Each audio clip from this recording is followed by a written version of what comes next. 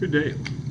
We're looking at classifying matter, and really the starting point is to look at things whether they're homogeneous or heterogeneous. So we're going to look at a bunch of samples. I don't know if you can see a color, but hopefully you can see red, brown pellets, and that's homogeneous. If it's homogeneous, that means it's an element, compound, or a solution.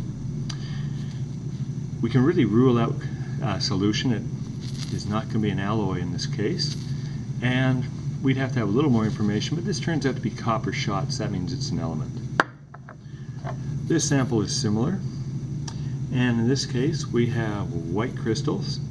It's homogeneous, so it's an element or compound, and it turns out to be a compound. So that happens to be coarse salt. We look at this one. So here we have a transparent blue solution.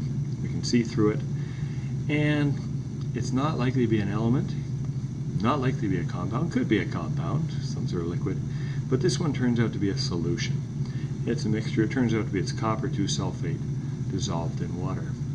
But again, our starting point was classifying as homogeneous or heterogeneous. In this case, I don't know if the camera's picking up on it, we have black and blue tiny dust-like particles in there, and everything is solid. So this is a mixture of two solids. This is going to be heterogeneous. That's the first thing. Heterogeneous means suspension, or it's going to be a mechanical mixture. This is a mechanical mixture.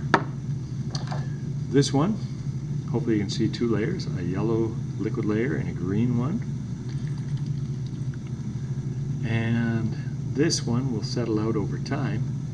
So we can argue that this one is a suspension. There are things called emulsions. This isn't an emulsion, they would have stayed mixed. But this simply has what's called an organic and inorganic layer.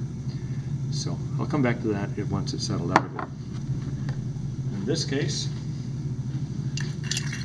I give this a stir, and you can see this is a real mess. Some stuff's starting to settle out in the bottom. This is definitely heterogeneous. If I took a sample from the top, I'd get something different from the bottom. And this is definitely a suspension as well.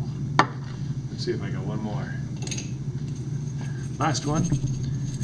This is glass beads, and they are floating on a liquid, and that liquid turns out to be liquid mercury. This is called a Stockel tube. And one could argue this is another kind of suspension where they have settled out. And this one you saw a few moments ago, you can see it's still settling back to where it started with a mixture of organic and inorganic layers. But we'll argue suspension for this example.